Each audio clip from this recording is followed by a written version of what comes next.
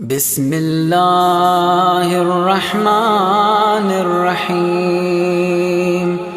اللهم صل على محمد وآل محمد. اللهم إني أسألك برحمتك التي وسعت كل شيء وبقوتك التي قهرت بها كل شيء وخضع لها كل شيء وذل لها كل شيء وبجبروتك التي غلبت بها كل شيء وبعزتك التي لا يقوم لها شيء وبعظمتك التي ملأت كل شيء وبسلطانك الذي على كل شيء وبوجهك الباقي بعد فناء كل شيء وبأسمائك التي ملأت أركان كل شيء وبعلمك الذي أحاط بكل شيء وبنور وجهك الذي أضاء له كل شيء. يا نور يا قدوس، يا نور يا قدوس، يا نور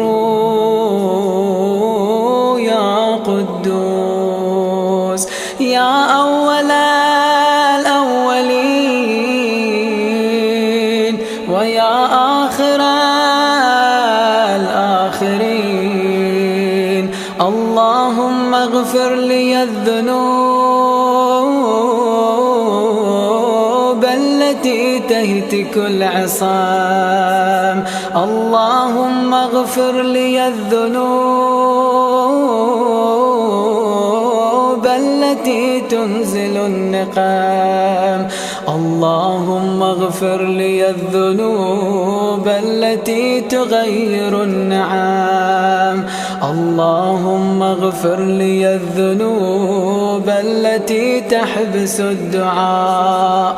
اللهم اغفر لي الذنوب التي تنزل البلاء. اللهم اغفر لي كل ذنب أذنبته وكل خطيئة أخطأتها.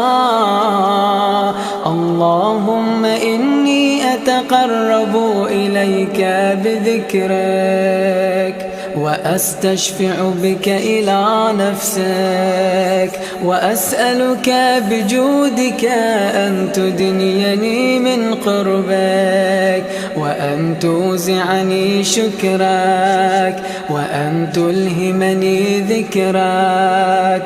اللهم إني أسألك سؤال خاضع متذلل خاشع أن تسامحني وترحمني وتجعلني بقسمك راضيا قانعا وفي جميع الأحوال متواضعا. اللهم وأسألك سؤال من اشتدت فاقته وأنزل بك عند الشدائد حاجته وعظم فيما عندك رغبته. اللهم عظم سلطانك وعلى مكانك وخفي مكرك وظهر أمرك وغلب قهرك وجرت قدرتك، ولا يمكن الفرار من حكومتك. اللهم لا أجد لذنوبي غافرا، ولا لقبائحي ساترا، ولا لشيء من عمل القبيح بالحسن مبدلا غيرك. لا إله إلا أنت سبحانك وبحمدك. ظلمت نفسي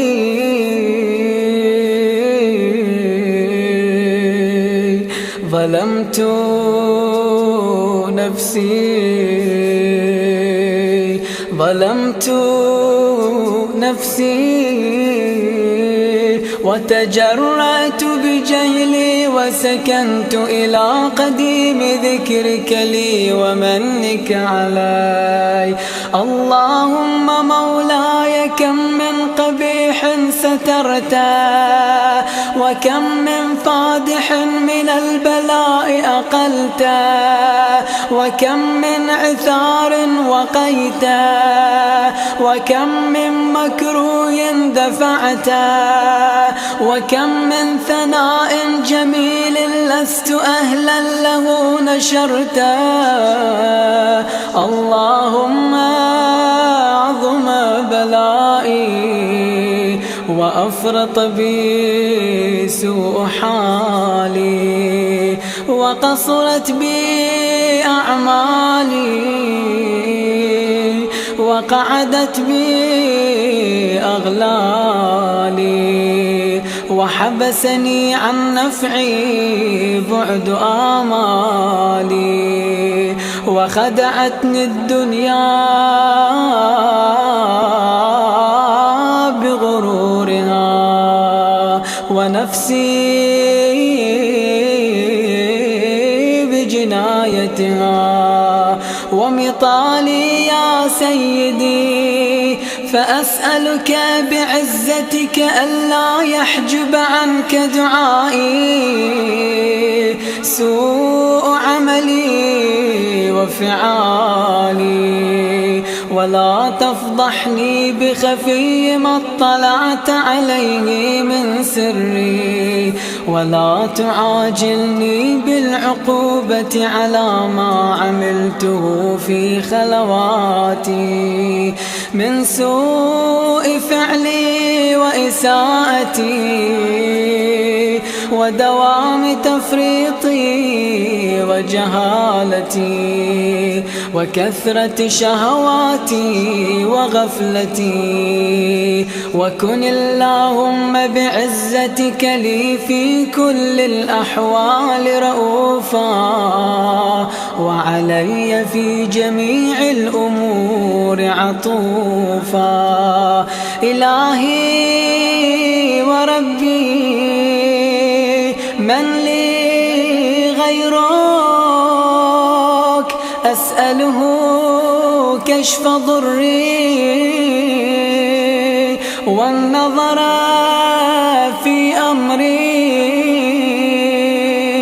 إلهي ومولاي أجريت علي حكما اتبعت فيه هوى نفسي، ولم أحترس فيه من تزيين عدوي، فغرني بما أهوى وأسعده على ذلك القضاء، فتجاوزت بما جرى علي من ذلك بعض حدودك، وخالفت بعض أوامرك، فلك الحجة علي في جميع ذلك، ولا حجة لي فيما جرى علي فيه قضاءك، وألزمني حكمك وبلاءك. وقد أتيتك يا إلهي بعد تقصيري وإسرافي على نفسي، معتذرا نادما منكسرا مستقيلا، مستغفرا منيبا، مقرا مذعنا معترفا، لا أجد مفرا مما كان مني، ولا مفزعا أتوجه إليه في أمري غير قبولك عذري وإدخالك إياي في سعة من رحمتك. اللهم فاقبل عذري وارحم شدة ضري، وفكني من شد وثاقي. يا رب ارحم ضعف بدني، يا رب ارحم ضعف بدني، يا رب ارحم ضعف بدني، ورقة جلدي ودقة عظمي. يا من بدأ خلقي وذكري وتربيتي وبري وتغذيتي، هبني لابتداء كرمك وسالف برك بي يا إلهي وسيدي وربي. أتراك معذبي بنارك بعد توحيدك، وبعد ما انطوى علي قلبي من معرفتك، ولهج به لساني من ذكرك، واعتقده ضميري من حبك، وبعد صدق اعترافي ودعائي خاضعا لربوبيتك. هيهات أنت أكرم من أن تضيع من ربيت، أو تبعد من أدنيت، أو تشرد من آويت، أو تسلم إلى البلاء من كفيته ورحمته. وليت شعري يا سيدي وإلهي ومولاي، أتسلط النار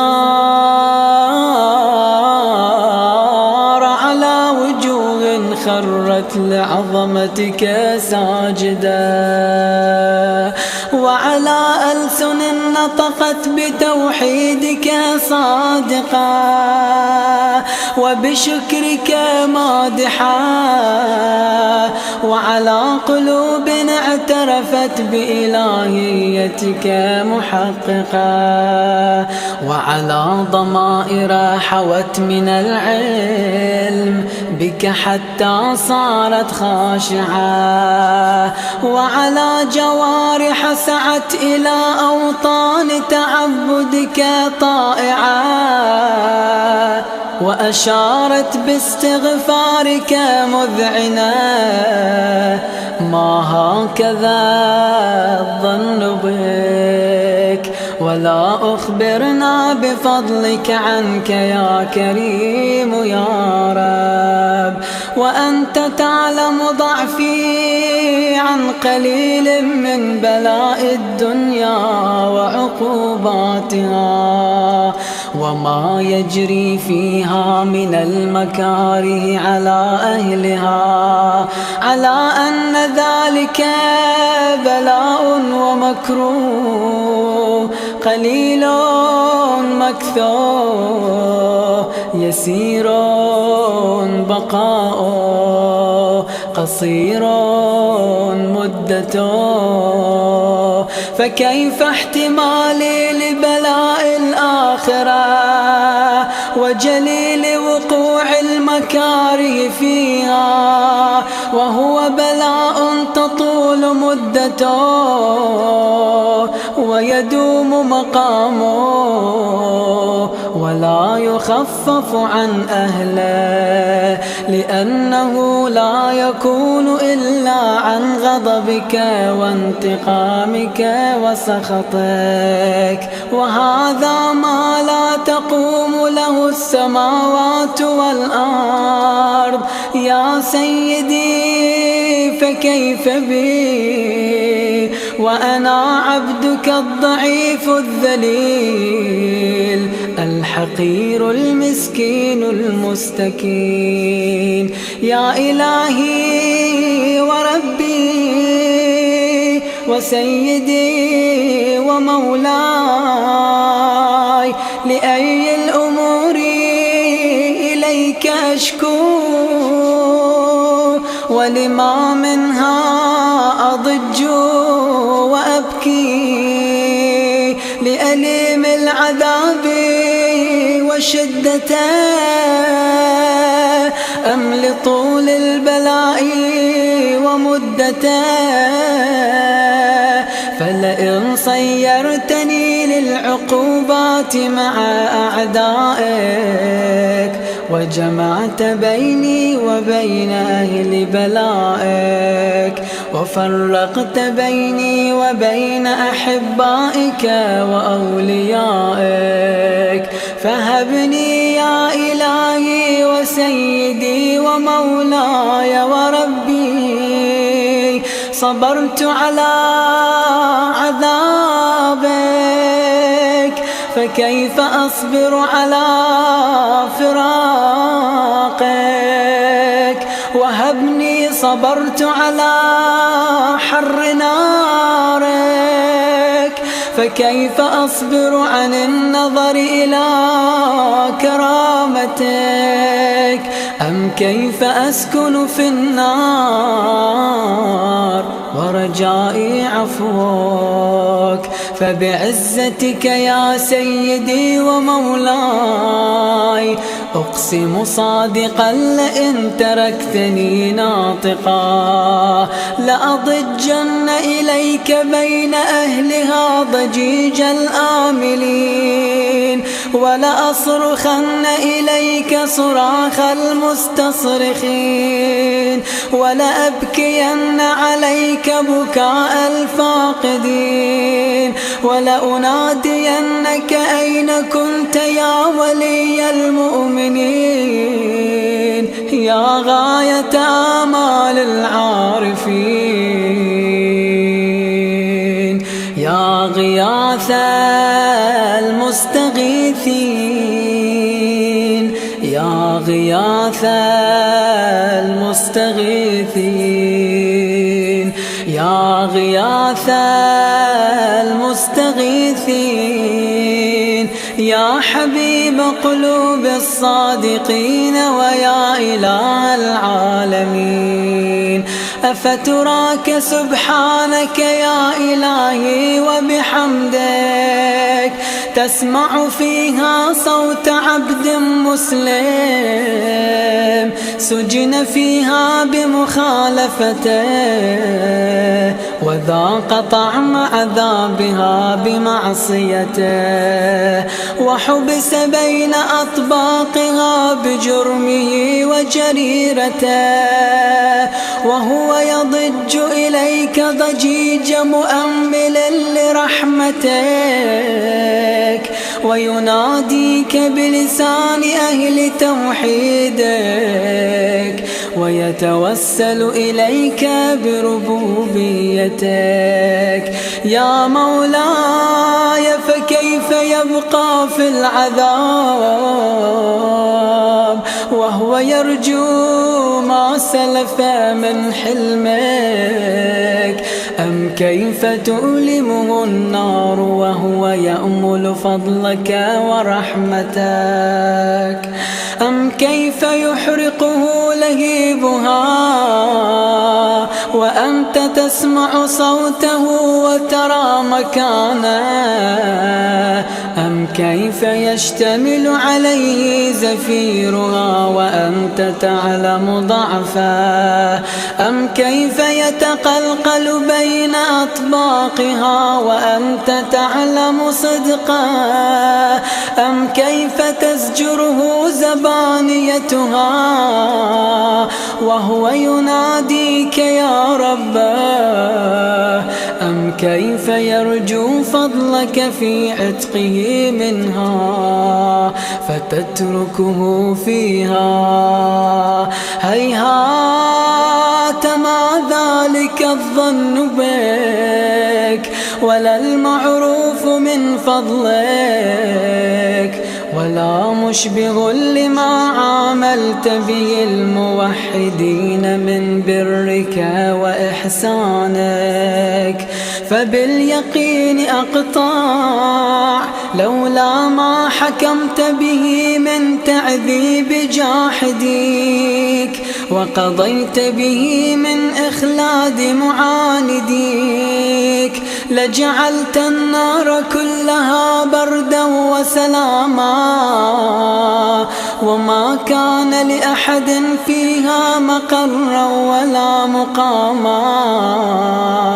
لكنك تقدست أسماءك أقسمت أن تملأها من الكافرين من الجنة والناس أجمعين وأن تخلد فيها المعاندين.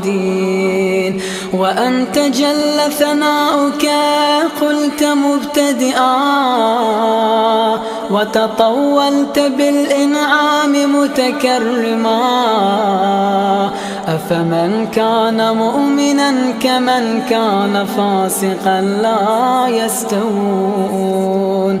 إلهي وسيدي فأسألك بالقدرة التي قدرتها وبالقضية التي حتمتها وحكمتها وغلبت من عليه أجريتها أن تهب لي في هذه الليلة وفي هذه الساعة كل جرم أجرمته وكل ذنب أذنبته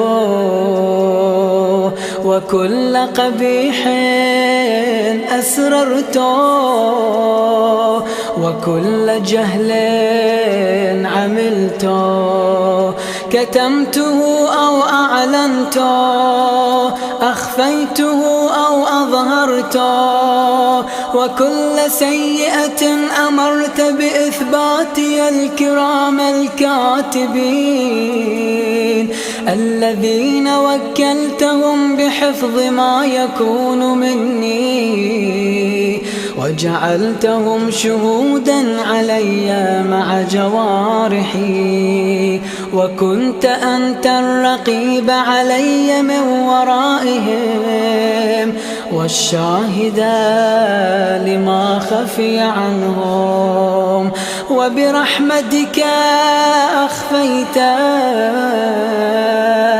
وبفضلك سترت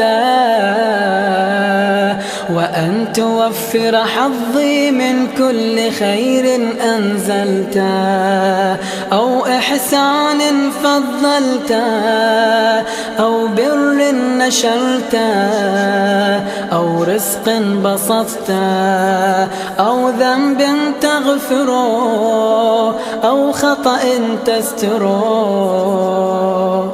يا ربي يا ربي يا رب يا ربي يا ربي يا رب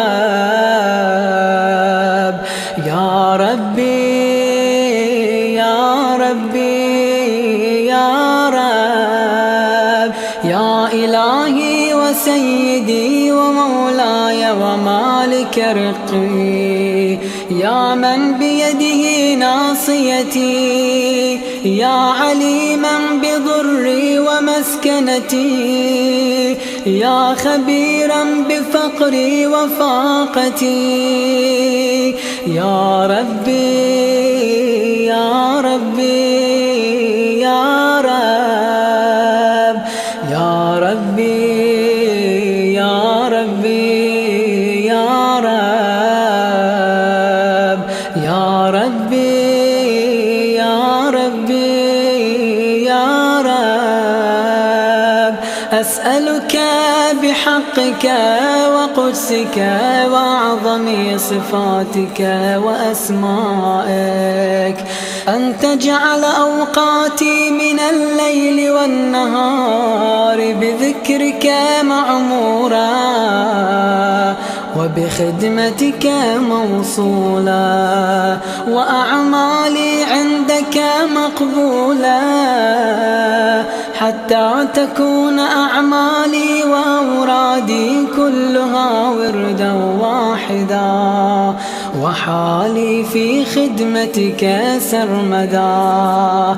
يا سيدي يا من عليه معولي، يا من إليه شكوت أحوالي، يا ربي يا ربي يا رب، يا ربي يا ربي يا رب، يا ربي يا ربي يا رب. قو على خدمتك جوارحي، واشدد على العزيمة جوانحي، وهب لي الجد في خشيتك، والدوام في الاتصال بخدمتك،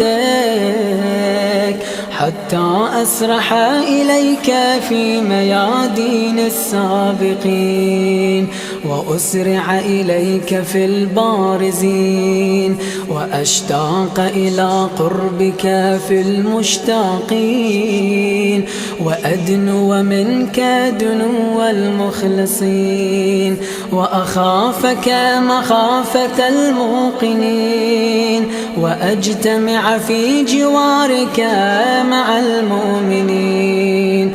اللهم ومن أرادني بسوء فأرد، ومن كادني فكد، واجعلني من أحسن عبيدك نصيبا عندك، وأقربهم منزلة منك، وأخصهم زلفة لديك، فإنه لا ينال ذلك إلا بفضلك. وجد لي بجودك، واعطف علي بمجدك، واحفظني برحمتك، واجعل لساني بذكرك لهجا، وقلبي بحبك متيما، ومن علي بحسن إجابتك، وأقلني عثرتي، واغفر لي زلتي، فإنك قضيت على عبادك بعبادتك، وأمرتهم بدعائك، وضمنت لهم الإجابة. فإليك يا رب نصبت وجهي، وإليك يا رب مددت يدي، فبعزتك استجب لي دعائي، وبلغني مناي، ولا تقطع من فضلك رجائي، واكفني شر الجن والإنس من أعدائي.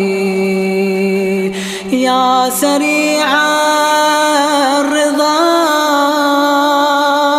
يا سريع الرضا يا سريع الرضا اغفر لمن لا يملك إلا الدعاء فإنك فعال لما تشاء يا من اسمه دواء وذكره شفاء وطاعته غنى ارحم من رأس ماله الرجاء وسلاحه البكاء يا سابغ النعم يا دافع النقام يا نور المستوحشين في الظلام يا عالما لا يعلم صل على محمد وآل محمد وافعل بي ما أنت أهله وصلى الله على رسوله والأئمة الميامين من آله وسلم تسليما كثيرا وصل اللهم على محمد وآله الطاهرين.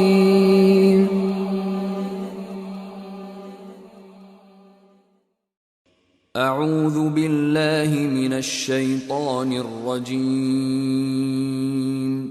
الله لا إله إلا هو الحي القيوم